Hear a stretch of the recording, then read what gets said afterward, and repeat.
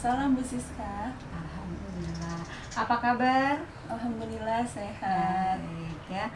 Kita mau ngobrol nih Bu Nurul, kita diskusi lah ya tentang sentra bahan alam yang Bu Nurul sudah mendalami dan mengajar di sentra bahan alam selama hampir 7 tahun ya? Ya, hampir 7 tahun. Alhamdulillah.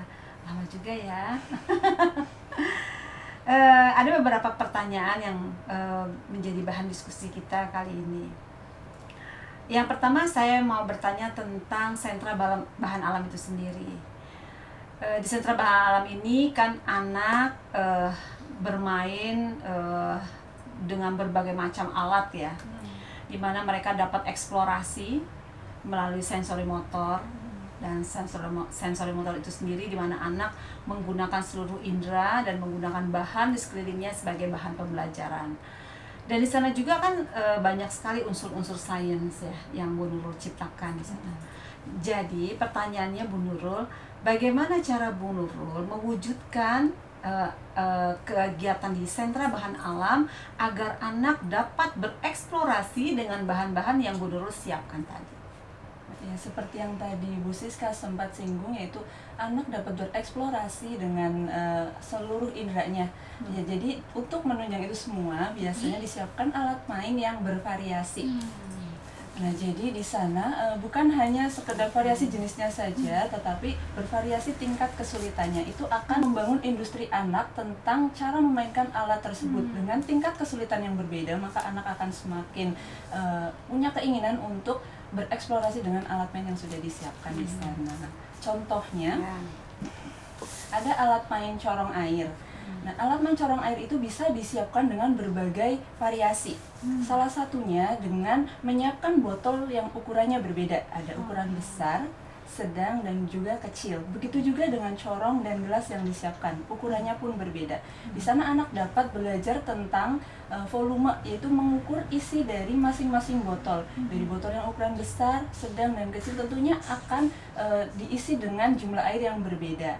Selain itu, alat main corong air juga bisa disiapkan dengan botol yang berlubang, di mana anak belajar tentang ini konsep sederhana dari teorema Torricelli, di mana di masing-masing lubang tersebut airnya akan keluar. Jadi semakin besar tekanan, maka airnya akan keluar lebih cepat. Ketika anak mengisi botol hingga penuh, maka anak akan mengamati lubang mana yang akan memancarkan air paling jauh. Nah, dari situ anak belajar tentang konsep sederhana dari teorema Torricelli yang akan mereka pelajari di jenjang berikutnya nanti. Menarik ya. Itulah sebabnya kenapa anak-anak paling suka di sentra bahan alam, karena di sana banyak sekali unsur air, bahan-bahan alam, eksplorasi, ublek, segala macam ya. Jadi pembangunan sensori motornya betul-betul dimaksimalkan tuh di sentra bahan alam itu sendiri. Nah, pertanyaan berikutnya nih tambah menarik ya, karena memang bahan alam tuh anak-anak aja menarik gitu. Saya pun banyak sekali pertanyaan ingin saya diskusikan dengan Bu Nurul, menyampaikan juga beberapa teman yang ingin bertanya tentang bahan alam. Nah, di bahan alam ini sendiri, ini kan diambil dari kata asing ya, messy play. Artinya kan bermain acak-acakan gitu kan, berantakan gitu kan. Terus bagaimana caranya Bu Nurul? Yang seperti saya lihat selama ini, anak kalau di bahan alam itu kadang lost control ya. Apalagi kalau anak playgroup atau anak-anak yang memang di rumah tidak mendapatkan stimulus untuk sensori motor itu sendiri. Kan itu kayaknya udah luar batas. Bagaimana Bu Nurul mengatasi hal ini? Bahwa bermain acak-acakan pun tetap ada aturannya. Gimana nih Bu Nurul? Baik, di rangkaian kegiatan sentra itu ada kegiatan pijakan awal, pijakan lingkungan, pijakan individu, dan juga di akhir ada kegiatan recalling. Biasanya hal tersebut dikuatkan di pijakan lingkungan. Di sesi pijakan lingkungan itu, saya biasanya menginformasikan kepada anak-anak tentang nama alat mainnya, cara memainkannya, serta cara merapikannya. Di pijakan individu, anak-anak juga dapat dikuatkan tentang cara bermainnya lagi. Jadi mungkin seperti berulang ya. Jadi akan terkonsep di mereka bagaimana cara memainkannya dan cara merapikannya. Manakala anak-anak akan berantakan, itu hal yang sangat mungkin terjadi. Biasanya terjadi saat beres-beres itu langsung menuang, langsung ya banyak hal yang mereka lakukan, bereksplorasi dengan alat main yang sudah disiapkan itu. kita bisa ingatkan tentang aturan yang tadi sudah diinformasikan di awal begitu. Biasanya kalau untuk anak playgroup masih butuh waktu untuk menerima itu dengan diarahkan gitu. Tapi kalau anak TKB biasanya sudah lebih paham, ketika kita arahkan satu kali mereka bisa akan kembali fokus. Namun untuk anak playgroup dan TKA biasanya masih ada kalanya keluar batasan, tapi bisa diarahkan lagi untuk sesuai dengan aturan yang sudah disepakati. Iya, memang berarti ada tujuannya ya dari seluruh sentra yang kita jalani di Sekolah Baptis ini. Kok ada salah satunya juga yang diciptakan oleh Ibu Pamela Phelps ini, namanya Sentra Bahan Alam atau Macy Play ini. Dari seluruh sentra yang begitu kuat aturannya gitu ya, ada satu tempat di mana anak dapat eksplorasi ya, habis-habisan main air, ya ublek, melukis dengan bahan alam segala macam. Tetapi menarik juga di sini tadi Bu Nurul jelaskan bahwa berlapis ya, diingatkan tentang penggunaan alat, cara memainkannya, cara merapikannya, tadi dari pijakan lingkungan, terus pijakan individu dan beres-beres. Jadi memang ada satu wadah di mana anak masuk ke dalam di dalam sentra bahan alam, di bahan alam.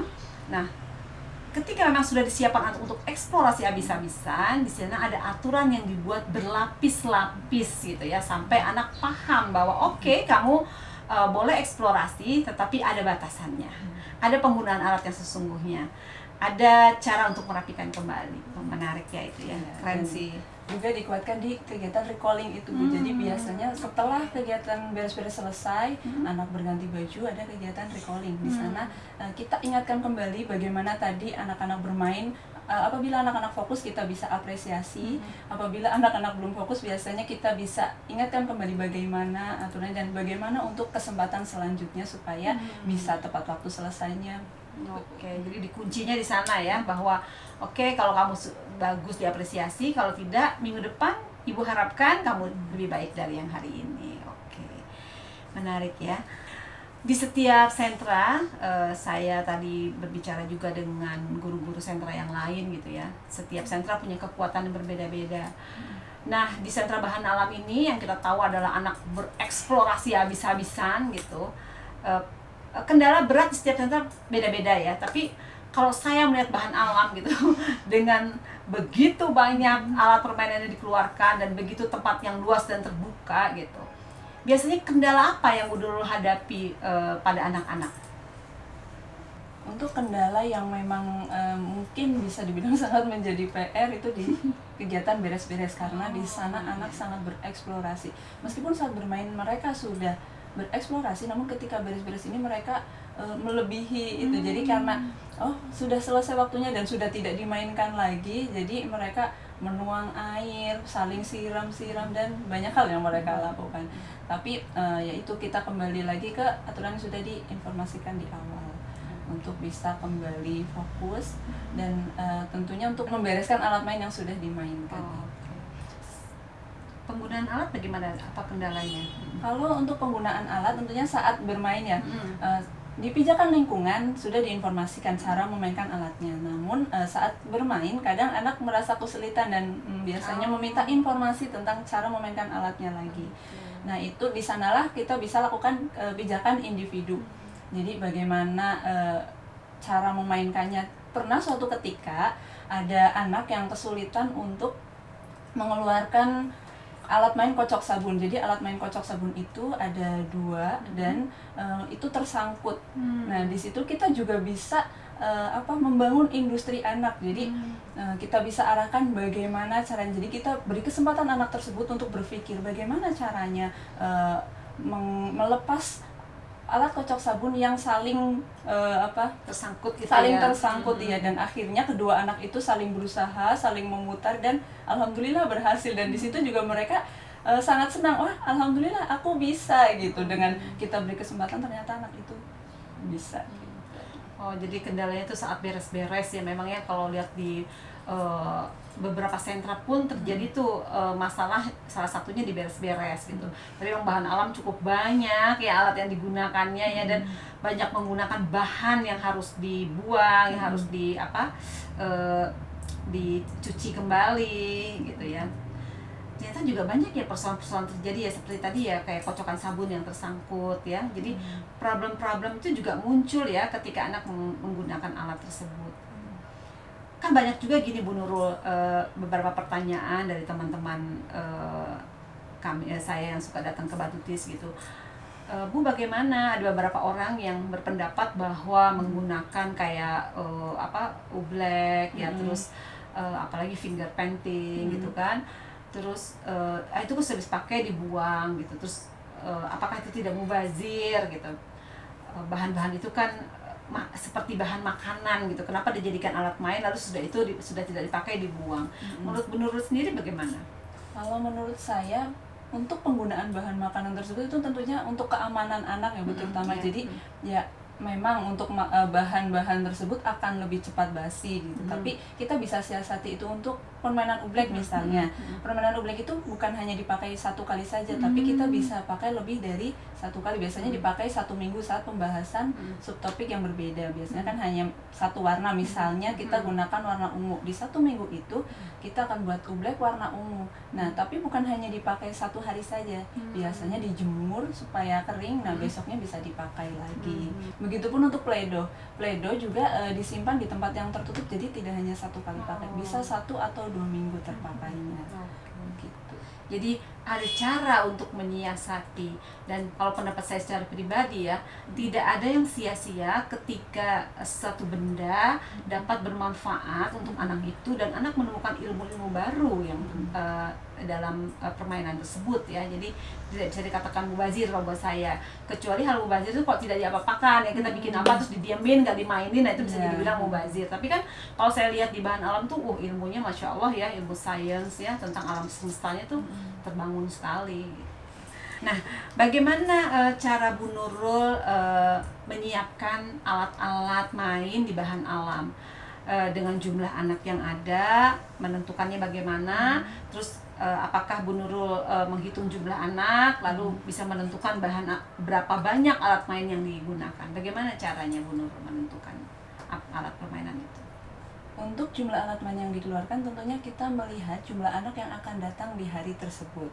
Untuk menghitung itu kita ada rumus. Jadi rumusnya jumlah anak dikali 3 ditambah 3. Sebagai contoh, di hari tersebut akan datang 5 anak. Artinya kita akan siapkan 5 kali 3 ditambah 3. Ada 18 kesempatan bermain. 18 kesempatan bermain itu bukan berarti 18 alat main.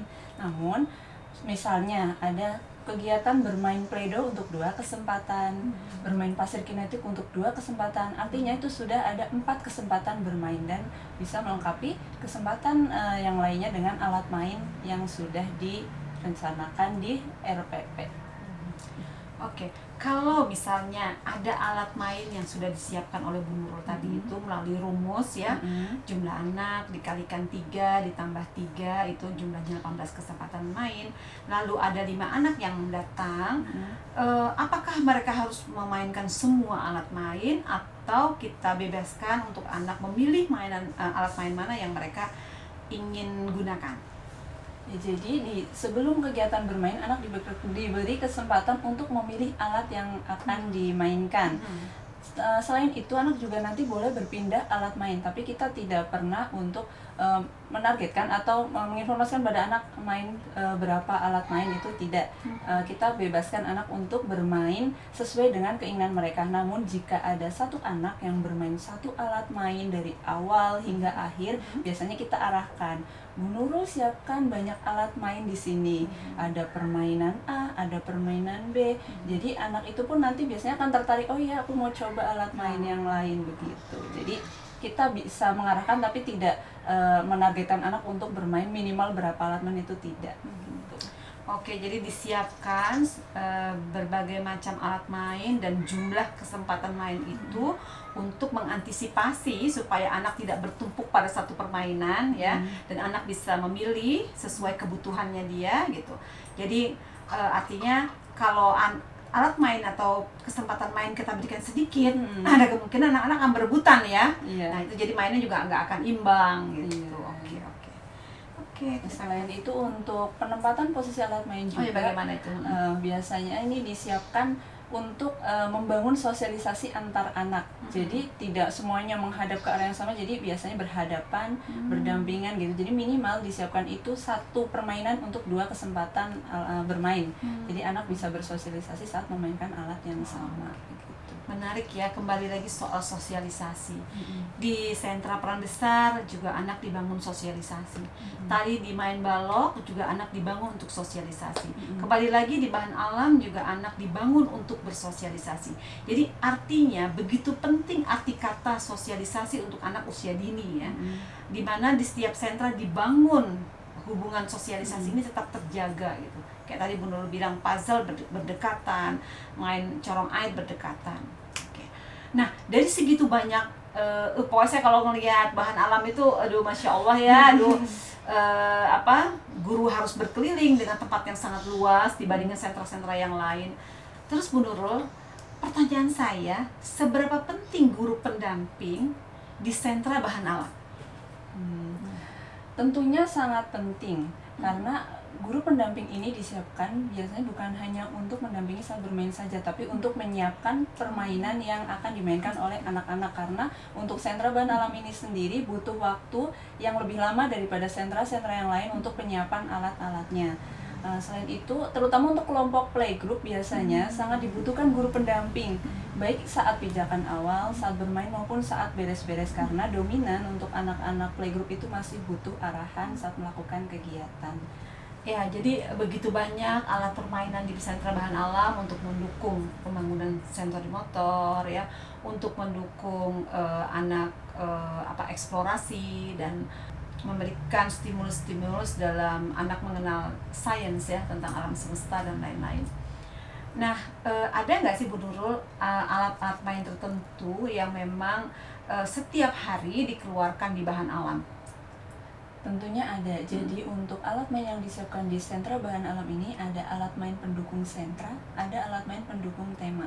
Untuk alat main pendukung sentra itu dikeluarkan setiap hari. Namun kembali lagi ke tadi divariasikan. Sebagai contoh untuk permainan alat pendukung sentra itu ada melukis, corong air, menakar biji-bijian, finger painting. Nah, itu divariasikan agar menghindari anak bosan. Jadi tetap alat mainnya sama, misalnya melukis. Misalnya hari ini melukis menggunakan kuas. Di lain kesempatan menggunakan cotton bud. Jadi intinya tetap kegiatan melukis, hanya saja kegiatan alat mainnya yang divariasikan. Begitu. Dan ada pula alat main pendukung tema. Itu hanya dikeluarkan di tema-tema yang sedang dibahas. Sebagai contoh untuk pembahasan kegiatan makan akan disiapkan permainan mencuci piring. Pada pembahasan tema tubuh akan disiapkan memandikan boneka bayi gitu. Jadi itu tidak dikeluarkan setiap hari, tapi di tema-tema yang sedang dibahas. Begitu. Terus bagaimana kalau misalnya tiba-tiba anak minta gitu ya, misalnya kayak, Bu, aku hari ini mau cuci piring gitu, tapi padahal hari itu alat main pendukung temanya tidak Ibu Nurul munculkan. Bagaimana memberikan keterangan tersebut pada anak? Biasanya memang sangat mungkin anak itu akan bertanya, Bu, kemarin kok ada permainan ini, sekarang tidak ada. Oh iya, Bu Nurul akan menyiapkan alat mainnya itu berbeda-beda setiap minggunya. Kalau disiapkannya sama, maka apa yang terjadi? Iya, bosan ya Bu, biasanya mereka akan menjawab itu. Iya, jadi disiapkan berbeda. Oh, permainan mencuci piring akan dikeluarkan nanti, ada saatnya dikeluarkan. Ya berarti harus betul-betul bisa menyiasati ya. Tapi ternyata di bahan alam pun ada pakem-pakem ya. Artinya ada alat main sentra yang memang wajib dikeluarkan. Salah satunya tadi yang beberapa yang tadi Bu Nurul sebutkan ya, kayak melukis ya, finger painting, ublek, pasir, corong air dan lain-lain. Masya Allah ya, begitu banyak sekali yang dibangun di sentra bahan alam. Pertanyaan terakhir nih Bu Nurul, apa sih sebetulnya yang Bu Nurul harapkan dari anak-anak ketika mereka datang ke sentra bahan alam tersebut? Adapun harapan-harapan saya saat anak-anak datang ke sentra bahan alam itu ada beberapa Bu. Jadi yang pertama itu pengalaman main mereka itu bertambah. Jadi dengan alat main yang disiapkannya itu bervariasi setiap minggunya, kemudian Dengan disiapkan alat main yang menantang itu akan menambah pengetahuan mereka sehingga mereka bisa bereksplorasi dengan alat main yang sudah disiapkan itu. Selain itu, kebutuhan mereka juga terpenuhi, kebutuhan sensori motornya.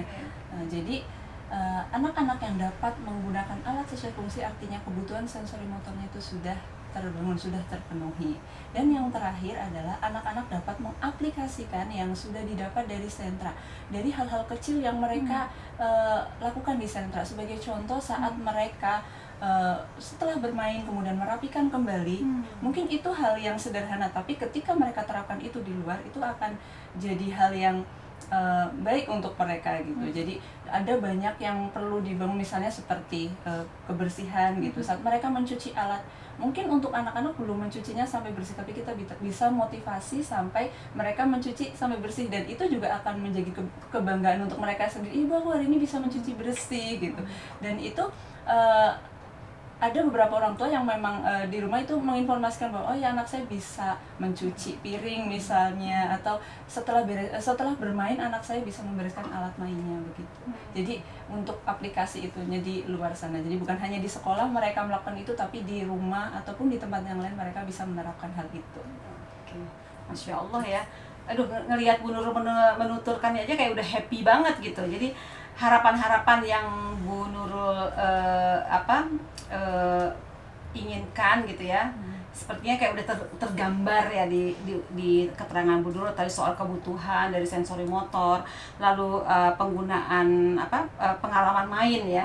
Karena pada prinsipnya adalah anak usia dini ketika kebutuhannya terpenuhi itu berarti menjawab apa yang menjadi kebutuhan hidupnya, fitrahnya gitu. Jadi Masya Allah ya, kalau seorang guru atau orang tua di rumah bisa memberikan yang menjadi kebutuhan, itu akan menjawab apa yang dia perlukan dan fitrahnya dia terpenuhi. Insya Allah mereka akan tumbuh dengan bahagia dan sukses dunia akhirat. Amin. Masya Allah.